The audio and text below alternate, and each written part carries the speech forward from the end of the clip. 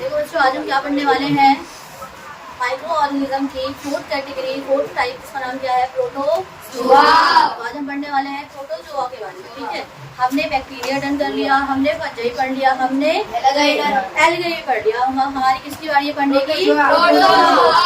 आपको पता है प्रोटोजोआ को ना फर्स्ट ह्यूमन लाइफ स्ट्रक्चर कहा जाता है। क्या कहा जाता था? फर्स्ट ह्यूमन लाइफ स्ट्रक्चर कहा जाता था।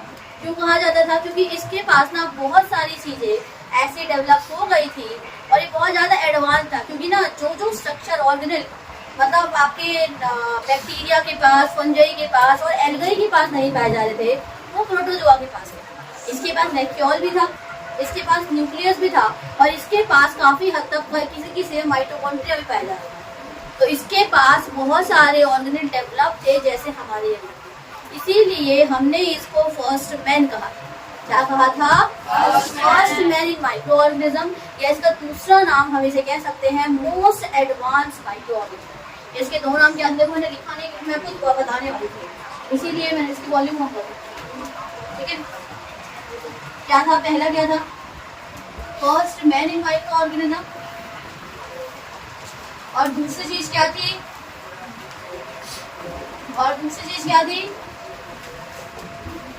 Most advance micro. क्या नाम दिया दूसरा इसका? इतनी बातें क्लियर? अगर कोई आपसे पूछे कि सबसे एडवांस कौन है सारे माइक्रो ऑर्गेनिज्म में, तो कौन है बेटा? फर्स्ट मैन किसे कहा जाता है? तो किसे कहा जाता है?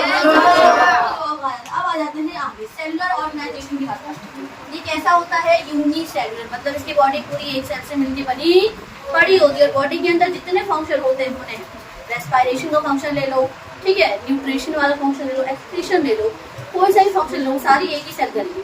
जैसे हमारे अंदर सारे प्रोसेस करने के लिए अलग अलग ऑर्गन है, अलग अलग सेल्स हैं। मेरे पास एक्सक्रीशन करने के लिए एक्सक्रीटरी ऑर्गन है पूरा, रेस्पिरेशन करने के लिए रेस्पिरेटरी ऑर्गन है, लेकिन इनके पास सिंगल सेल से सारे फंक्शन होते हैं।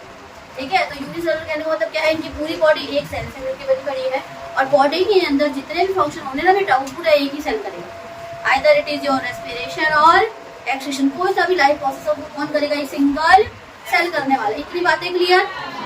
ठीक है, अब इधर देखो, अगला है mode of nutrition. Mode of nutrition मतलब कैसे अपना ना पोषण लेना, मतलब उसको एनर्जी कैसे मिलती है। अपना खाना खुद बनाता है या किसी और पे डिपेंडेंट रहता है। तो जो प्रोटोजोआ होता है वो हेटेरोट्रॉफ होता है, क्योंकि इसके पास क्लोरोफिल नहीं होता। तो क्या अगर मैं एडिशनल कैरेक्टर इसको लिख दूंगी कि एक क्लोरोफिलस होता है, तो क्या कोई दिक्कत है? नहीं। एक क्लोरोफिलस, ये मतलब एब्सेंट, क्लोरोफिलस मतलब क्लोरोफिल क्या होता है इसके अंदर? एब्सेंट रहता है। ठीक है, तो ये हेटेरोट्रॉफिक होता है, उसमें होलोजोइक और पैरासिटिक। हेटेरोट्रॉफ्स के भी कुछ तरीके होते हैं, मतलब अगर दूसरों पे भी डिपेंडेंट है तो उसमें भी कैसे खा रहा है? मरे हुए को खा रहा है, किसी लिविंग को खा रहा है, या किस तरीके से खा रहा है। तो ये क्या है? पैरासिटिक क्या होता है? जो किसी लिविंग पे डिपेंडेंट रहते हैं। किस पे डिपेंडेंट रहते हैं? किसी लिविंग पे। वो हमारे लिए हार्मफुल होते हैं। मान लो हमारे हेयर्स के अंदर लाइस होती है, जुएं होती है, तो वो क्या है? एक पैरासाइट। क्या है? एक बेटा पैरासाइट। हम उसके लिए क्या हो गए? होस्ट, जिसपे भी वो खा रहे हैं ना, वो उसके लिए होस्ट हो गया। मान लो कोई पैरासाइट मेरे ऊपर कुछ चीज अभी फीड कर रहा है, तो मैं उसके लिए क्या हो गई? होस्ट। आपके ऊपर कर रहा है तो आप क्या हो गए? उसके लिए होस्ट हो गए। तो पैरासाइट क्या होता है? जिसमें किसी लिविंग पे डिपेंडेंट रहता है।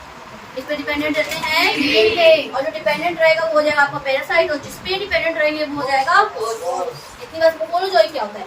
खाने को पहले इंजेस्ट करना, फिर डाइजेस्ट करना। हम पहले खाने को खाते हैं, इंजेस्ट करते हैं, इंजेक्शन करते हैं, उसके बाद डाइजेशन करते हैं ना। तो ऐसे मोड ऑफ न्यूट्रिशन को हेटेरोट्रॉफ का होलोजोइक कहते हैं। क्या बोल देते हैं बेटा? क्या बता, तुम मुंह में डालते ही डाइजेस्ट कर लेते हो क्या? पहले इंजेक्शन होता है ना, पहले बॉडी कैविटी के अंदर जाता है, फिर एक मतलब पूरा एक कैनाल सिस्टम है, पहले ट्यूब के अंदर गया ना, एलिमेंट्री कैनाल के अंदर गया, तब जाके मेरा खाना डाइजेस्ट होता है। इसे हमने क्या बोल दिया? Holozoic mode of nutrition. ये कौन कौन करता है? हम करते हैं, ह्यूमन बीइंग करते हैं, और प्रोटोजोआ भी करते हैं। प्रोटोजोआ में कौन करता है? अमीबा करता है। देखा होगा आपने, जब कोई खाना आता है तो एक फॉल स्वीट बना लेता है, फिर खाने को एंगल्फ कर लेता है। उस फॉल स्वीट का नाम क्या था? कौन बताएगा? फॉल स्वीट का नाम सूडोपोडिया। क्या नाम है उस फॉल स्वीट का बेटा? सूडोपोडिया। इतनी बातें समझ आ गई? ठीक है, अब इधर आ गई।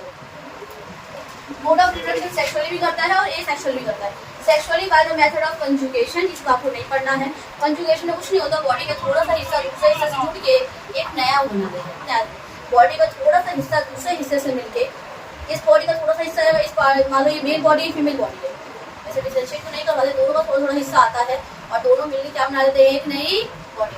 सेक्शन में 2 पेरेंट की जरूरत पड़ी, उसका हमने थोड़ा सा काट दिया, ऐसे थोड़ा सा काट दिया और इससे क्या बन गया, एक नया डॉटर सेल। अब ए सेक्शन में 2 तरीके से, बाइनरी फिशन से और कोऑर्डिनेशन, ठीक है। ये यूकैरियोटिक है, मतलब इसके पास वेल डिफाइंड न्यूक्लियस होता है प्रोकैरियोटिक में। Example amoeba, euglena, paramecium, leishmania. क्या क्या नाम है, अमीबा, यूग्लिना, पैरामीशियम और लेशमैनियम। सेल वॉल, इसके पास कोई सेल वॉल नहीं होता, सेल वॉल होती ही नहीं है तो किससे बनी पड़ी है, फर्क ही नहीं पड़ता। बाकी में सेल वॉल थी ना, इसमें सेल वॉल नहीं। एडिशनल फीचर देखो, इसके ना टोटल 6500 स्पीशीज पाए जाते हैं। कितने स्पीशीज पाए जाते हैं इसके, 6000 टाइप के प्रोटोजोआ पाए जाते हैं, ठीक है। इसके बैक्टीरिया तो इससे ज्यादा टाइप के होते हैं, इसके बैक्टीरिया तो हम कभी लिखते ही नहीं, बैक्टीरिया तो करोड़ों से भी जाता है, क्योंकि बैक्टीरिया के अंदर क्या होती है, एडवांसमेंट आती रहती है, एक नया टाइप बन जाता है।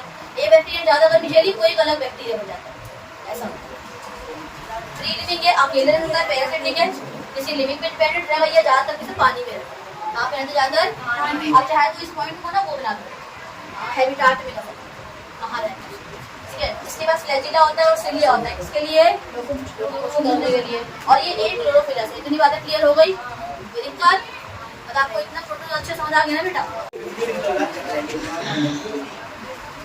ठीक है बेटा। तो देखो हम क्या पढ़ने वाले हैं, मेरे पास बहुत सारी चीजें पॉइंट रह गए थे, वो देखते हैं, ठीक है। मैंने आपको एक क्लोरोप्लास्ट का बता देना, इसके वो तो डिफरेंट सेल ऑर्गेनेल प्रेजेंट होते हैं। मैंने क्या बोला, ये फर्स्ट मेनलेस स्ट्रक्चर है, मतलब इसके पास काम करने के लिए अलग अलग सेल ऑर्गेनेल होगा। तो इसके पास एक माउथ होता है जिससे वो खाने को अंदर लेता है, और एक बाहर निकालने के लिए एनस भी है। बाकी किसी में ऐसा था कि बैक्टीरिया वहीं से खाना निकाल ले रहा था, वहीं से बाहर निकाल दे रहा था, लेकिन इसमें क्या है, लेने के लिए बाकायदा एक स्ट्रक्चर है माउथ, और निकालने के लिए स्ट्रक्चर का नाम क्या है, एनस। इसके पास एक इंटेस्टाइनल ट्रैक्ट होता है जिससे खाना जा रहा होता है। इतनी बात समझ आ गई मेरी? अब इधर देखो, इसका एक और फीचर है, इसके पास मेम्ब्रेन बाउंड ऑर्गेनेल प्रेजेंट होते हैं, मतलब किसी भी ऑर्गेनेल के ऊपर एक और कवरिंग रहती है। इसकी क्या क्या है, वो माइटोकॉन्ड्रिया है, गोल्गी बॉडीज है और लाइसोसोम होता है। माइटोकॉन्ड्रिया एनर्जी बनाता है, गोल्गी बॉडी जो भी खाना बनता है ना उसको पैक करता है, क्या करता है, पैक करने का काम करता है। और लाइसोसोम क्या करता है, हमारे सेल के अंदर कोई भी अगर बैक्टीरिया, कोई भी फॉरेन पार्टिकल या कोई भी ऑर्गेनेल डेड कर देगा तो उसको किल कर देगा, क्या कर देगा उसको। इसीलिए हम लाइसोसोम को क्या बोल देते हैं, सुसाइडल बैग्स बोलते हैं। क्या बोल देते हैं बेटा, माइटोकॉन्ड्रिया को energy house of the cell क्या बोल देते हैं, एनर्जी हाउस या फिर पावर हाउस। क्यों, क्योंकि ये क्या बनाता है, एनर्जी बनाता है। किसकी फॉर्म में बनाता है, एटीपी की फॉर्म में बनाता है। किसकी फॉर्म में एनर्जी बनाता है, एटीपी। और एटीपी की फुल फॉर्म क्या है, एडिनोसिन ट्राइफॉस्फेट। क्या है, एडिनोसिन ट्राइफॉस्फेट, ठीक है। फिलहाल इधर देखो, ये ना कुछ डिजीज कॉजिंग प्रोटोजोआ भी होते हैं, ऐसे प्रोटोजोआ जो क्या कॉज कर रहे हैं बेटा, डिजीज कॉज कर रहे हैं। पहला है आपका प्लाज्मोडियम, जो मलेरिया कॉज करता है। क्या कॉज करता है, मलेरिया। एक होता है ट्रिपैनोसोमा, क्या नाम है उसका, ट्रिपैनोसोमा। क्या करता है, स्लीपिंग सिकनेस करता है। ऐसे लोगों को ना नींद नहीं आती, क्या नहीं आती है, वो ना नींद, मतलब उसको स्लीपिंग सिकनेस कॉज करता है। क्या कॉज करता है, नींद के बीमार हो जाते हैं, हम लोगों को नींद नहीं आती, आप मतलब स्लीपिंग सिकनेस हो जाती है।